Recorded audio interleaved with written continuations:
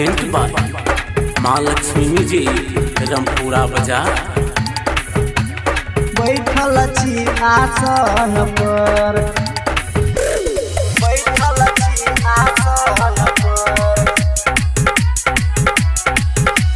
बैठल छी आसन पर, सुखीपुर बाजार।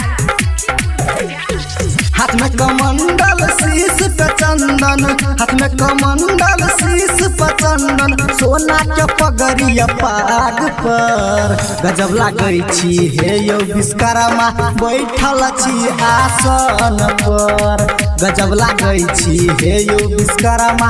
बैठल छी आसन पर, हाथ में कमंडल शीश पे चंदन, हाथ में कमंडल शीश पे चंदन, सोना के पगड़िया पाग पर गजब लागै छी हे यौ विश्वकर्मा। बैसल छी आसन पर, गजब लागै छी हे यौ विश्वकर्मा। बैसल छी आसन पर, बैठल छी आसन पर, बैठल छी आसन पर, गजब लागै छी हे यौ विश्वकर्मा। बैठल छी आसन पर, गजब लागै छी हे यौ विश्वकर्मा। बैठल छी आसन पर। हाँ उजर उजर डारही अहाँ के पवन संग उड़ियाए, अहाँ दर्शन खातिर यो बाबा ऋषि मुनि सब आलिया, ऋषि मुनि सब आलिया, ऋषि मुनि सब आलिया। हाँ उजर उजर डारही अहाँ के पवन संग उड़ियाए, अहाँ दर्शन खातिर यो बाबा ऋषि मुनि सब आलिया।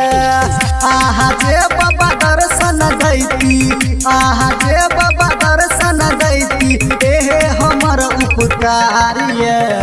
गजब लागै छी हे यौ विश्वकर्मा। बैठल छी आसन पर, गजब लागै छी हे यौ विश्वकर्मा। बैठल छी आसन पर, बैठल छी आसन पर, बैठल छी आसन पर, गजब लागै छी हे यौ विश्वकर्मा। बैठल छी आसन पर, गजब लागै छी हे यौ विश्वकर्मा।